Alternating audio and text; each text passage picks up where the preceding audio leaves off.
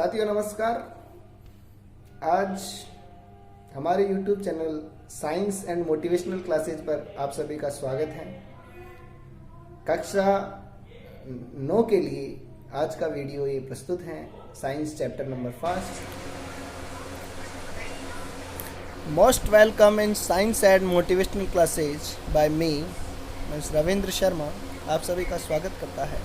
आइए सबसे पहले बात करते हैं अपन चैप्टर फर्स्ट की, जिसका नाम है मैटर इन आवर सराउंडिंग्स। हाँ दोस्तों, अपने आसपास जितने भी मैटर आपको दिखाई देते हैं आज अपन उनके बारे में डिस्कस करते हैं। और मैं उम्मीद करता हूँ कि चैप्टर देखने के बाद आपको मैटर के बारे में बहुत कुछ समझ में आएगा, जिससे आप अपने आसपास की वस्तुओं में जो अपन समझाना चाह रहे हैं, जो इस चैप्टर का मेन ऑब्जेक्ट है, उसको पूरा कर पाएंगे। आपको अपने चारों ओर टेबल दिखाई दे रही है, बुक्स, ट्रीज, प्लांट्स, एनिमल्स, ये सभी दिखाई दे रहे हैं। ये सभी मैटर हैं। आइए आज अपन इन्हीं के बारे में चर्चा करें। यहाँ तक कि कुछ चीज़ें दिखाई नहीं दे रही, केवल सेंस ऑर्गन से रियलाइज की जा रही है। बहुत सारी गैसेज है, बहुत बार सुना होगा, ऑक्सीजन ले रहे हैं, कार्बन डाइऑक्साइड ब्रेथ आउट कर रहे हैं। इट मीन्स ये भी मैटर ही हैं। आपको बता दें कि जो साइंटिफिकली क्या कहेंगे, matter is anything that occupy space and has some masses. और अभी मैंने कहा आपके आसपास चारों ओर जो भी दिखाई दे रहे हैं वो सभी मैटर हैं। तो इसको साइंटिफिकली ये कह सकते हैं कि मैटर कोई ना कोई ऐसा कोई भी ऑब्जेक्ट जो कि स्पेस ऑक्यूपाई करता हो, मतलब स्थान घेरता हो, और उसका कुछ ना कुछ मास हो। मास का मतलब होता है बेटा द्रव्यमान, मतलब उसकी कुछ ना कुछ मात्रा हो। अब जैसे आपको ये ब्रिक्स दिखाई दे रही है, सिलेंडर के अंदर एलपीजी जो कि दिखाई नहीं दे रही लेकिन होती है, और ये मिल्क दिखाई दे रहा है। ये सभी मैटर हैं। हालांकि आगे चल के बताएंगे आपको सॉलिड, लिक्विड एंड गैसेज, ये सभी मैटर के टाइप है। इनको फिजिकल डिफ्रेंशिएट किया गया है। अब अर्लियर टाइम में, मतलब प्राचीन समय में, जब ऋषि मुनि वेद ग्रंथ अपने लिखे गए, उनमें भी कहा गया है, तो उनमें उस टाइम के जो ऋषि मुनियों ने बताया, फिलोसोफर्स ने बताया, उन्होंने क्या बताया कि जो मैटर होता है वो 5 एलिमेंट्स में क्लासिफाई किया जा सकता है। जिसको अपन ने भी सुना होगा कि हमारा ये शरीर है, ये 5 तत्वों से मिलकर बना हुआ है। तो उसी की बात करते हैं।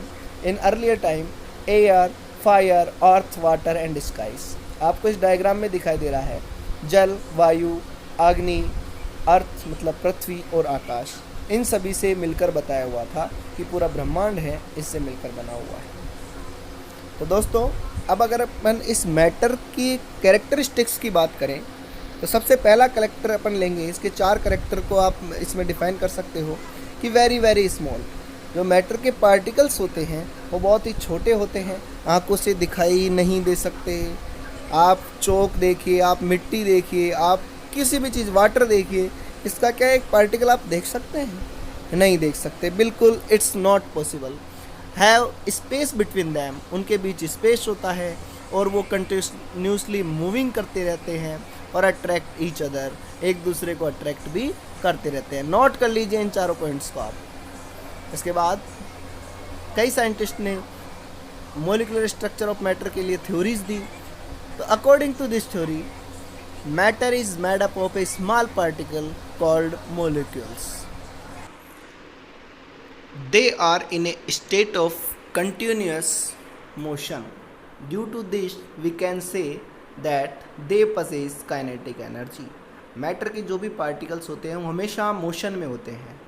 बेटा आपकी एनसीईआरटी बुक में कई एक्टिविटीज़ हैं जिनके थ्रू आप देख भी सकते हैं, महसूस कर सकते हैं कि मैटर, जैसे आपने किसी रूम के अंदर कोई अगरबत्ती या परफ्यूम देखा होगा, अगर उसको छिड़कते पूरे कमरे में महक कैसे चली जाती है।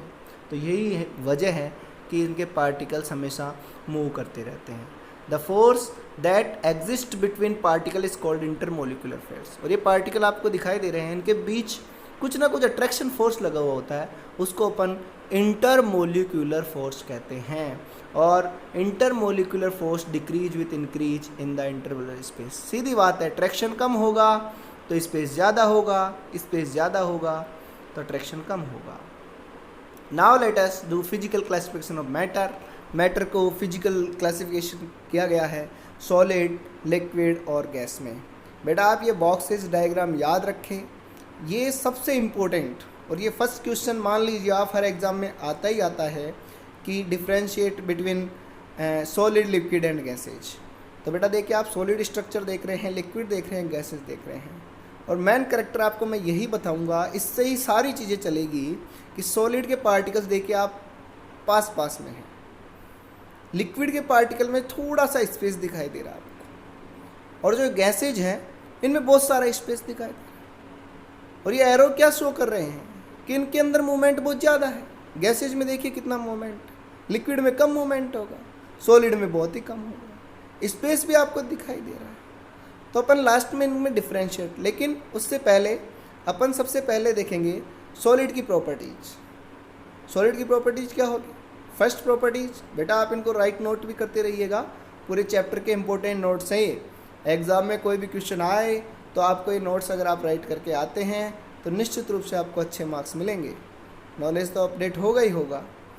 दे have fixed shape and volume, मतलब जितने भी सॉलिड हैं उनकी शेप फिक्स्ड होती हैं और वॉल्यूम भी फिक्स्ड होता है। दे आर नॉट कंप्रेसिबल, उनके अंदर स्पेस नहीं होता, इसलिए वो कंप्रेस नहीं किए जाते हैं, इसलिए not compressible. They don't need a container to hold them, उनको किसी कंटेनर में रखने की आवश्यकता नहीं है, उनके पार्टिकल इतने पास पास में हैं कि वे एक फिक्स्ड सॉलिड फिक्स्ड शेप बनाते हैं, तो उनको एक कंटेनर में रखने की ज़रूरत ही नहीं है। वो इतना अट्रैक्शन फोर्स है कि ऑटोमेटिकली उनकी एक शेप होती है। दे डू नॉट फ्लो, उनका फ्लो भी नहीं हो पाता है। देयर डिफ्यूजन टेंडेंसी इज नील, उनकी डिफ्यूजन टेंडेंसी भी बहुत नील होती है।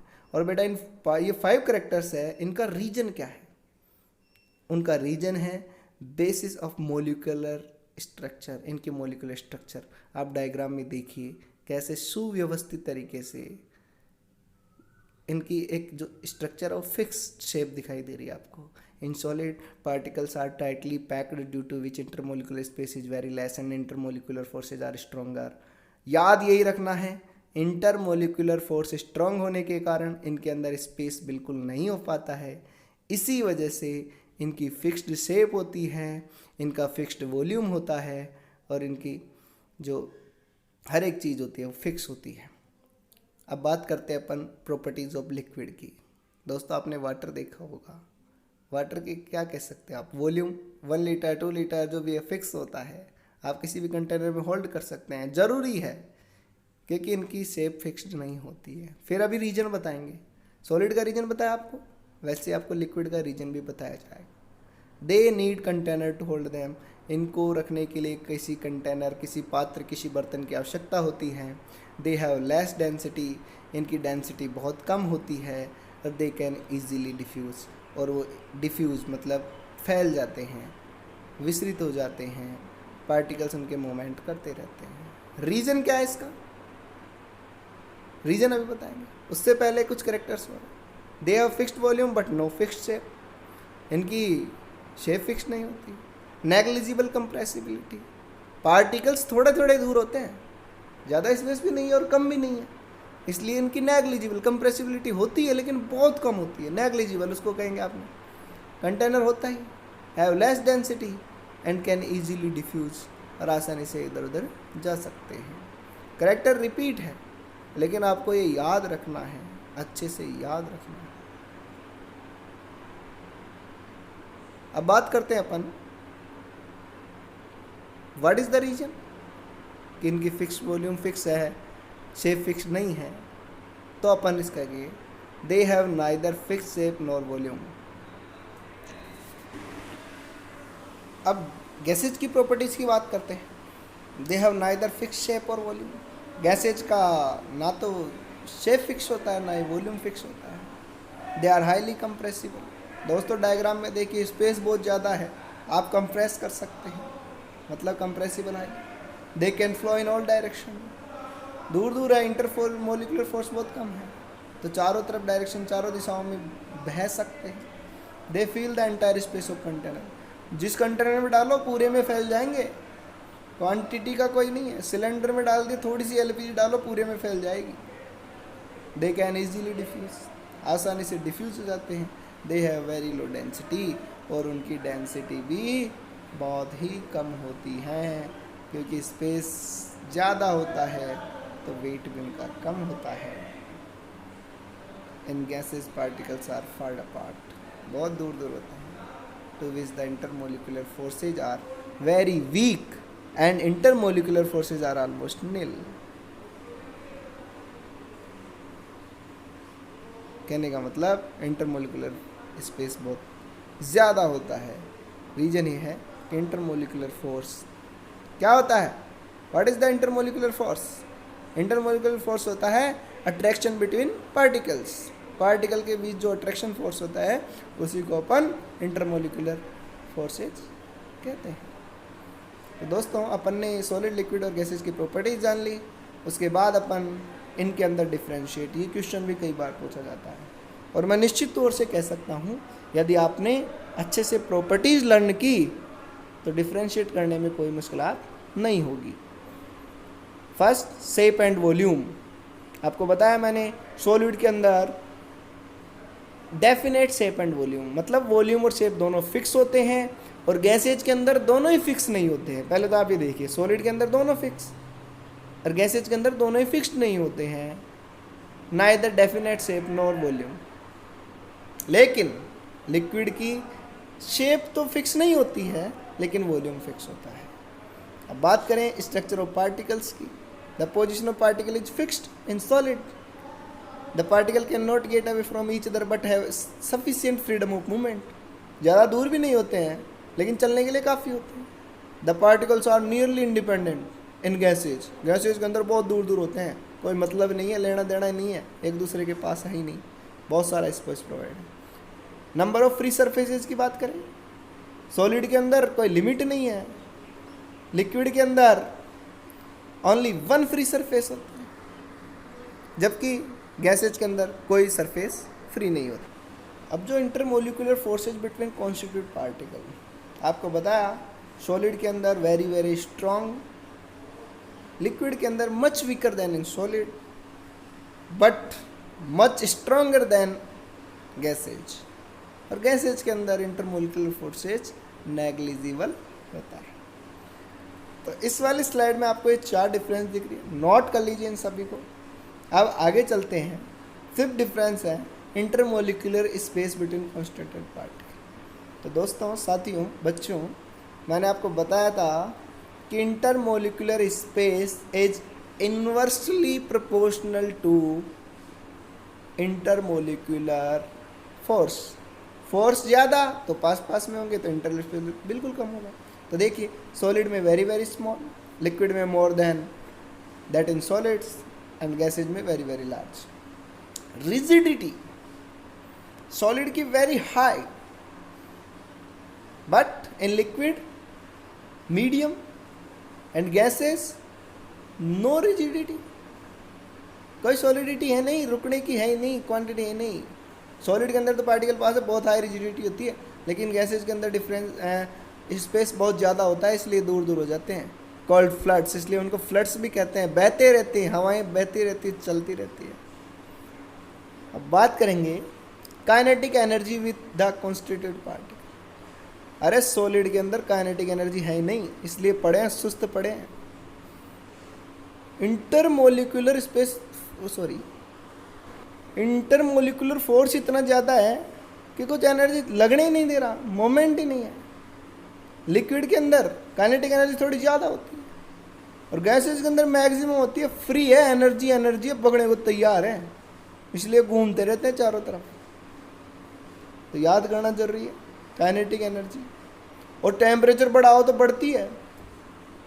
अरे सॉलिड को बढ़ाओगे अगर आप एनर्जी दोगे तो और ज़्यादा। डेंसिटी में सॉलिड की डेंसिटी बहुत ज़्यादा होती है, लिक्विड की मीडियम होती है और गैसेज की बहुत कम होती है। अरे एक स्पेस में देखिए आप कितने पार्टिकल्स हैं, उसको डेंसिटी कहते हैं। एक फिक्स्ड वॉल्यूम में कितना पार्टिकल है उसको। अब बात करते हैं 9 डिफरेंस, 9वां अंतर कंप्रेसिबिलिटी का। बता दिया, अब तक यही पढ़ते आ रहे हैं कि इंटरमोलिकुलर स्पेस सॉलिड में कम होता है, इसलिए नेग्लिजिबल कंप्रेसिबिलिटी होती ही नहीं है। लिक्विड के अंदर थोड़ी बहुत कंप्रेस, थोड़ा सा दबा सकते हो आप लिक्विड को, और गैसेज को खूब सारा दबाते हो। अरे बैलून को दबा सकते हैं ना, अपन गैस भरी होती है उसके अंदर, इसलिए वो हाई कंप्रेसिबल होता है and can be compressed to liquid, liquid से ज़्यादा कंप्रेस्ड। एग्जाम्पल कर लेना, गुब्बारे के अंदर कुछ सॉलिड भर लेना, लिक्विड भर लेना, गैस तब लेना, दबा के देखना कौन सा हाई कंप्रेसिबल कौन सा है, लो कंप्रेसिबल कौन सा है, पता लग जाएगा। Effect of heat, they do not expand much. Solid को करो गरम, गरम कर लो, कुछ नहीं असर होगा सॉलिड की, ज़्यादा असर नहीं। They have higher expansion than of solid, अरे लिक्विड हायर एक्सपेंशन करते हैं, गर्म होते फैलने लगते हैं, और गैसेज की तो पूछो मत, तो गर्म करते भगने लगती है। बात करें डिफ्यूजन की, सॉलिड के पार्टिकल पास पास है, मोमेंट के लिए जगह ही नहीं है, स्पेस नहीं, इंटरमोलिकुलर अट्रैक्शन फोर्स ज़्यादा है, तो साफ डिफ्यूज नहीं हो सकते, फैल नहीं हो सकते, एक दूसरे के अंदर नहीं जा सकते। Liquid diffuse more easily than solid, अरे पानी दूध में डालो, छाछ डालो, सब आसपास में मिल जाते, तुरंत मिल जाते। और gases, gases diffuse more rapidly, पता ही नहीं पड़ता है। भोपाल गैस त्रासदी हुई थी, MIC मिथाइल आइसोसाइनेट घूम गई थी पूरे शहर में, पता ही नहीं पड़ा, रातों रात लोग सोते के सोते रह गए। और अभी एक और चेन्नई के अंदर हादसा हुआ है। तो गैसेस तो बहुत मोर रैपिडली डिफ्यूज होती है। चैप्टर का ये पार्ट पूरा हो गया, इम्पोर्टेंट था, लिखना है सबको, नोटबुक बनाओ, एग्ज़ाम में आएगा 100% आएगा। हाँ, ये याद तो समझ लीजिए, ठोस शुरुआत है। ओपनर बैट्समैन जो कमाल कर जाते हैं ना, लास्ट तक फ़ायदा ही फ़ायदा रहता है। आप इससे पढ़िए, इसको पसंद आए तो लाइक कीजिए, सब्सक्राइब कीजिए। थैंक यू वेरी मच पूरा देखने के लिए।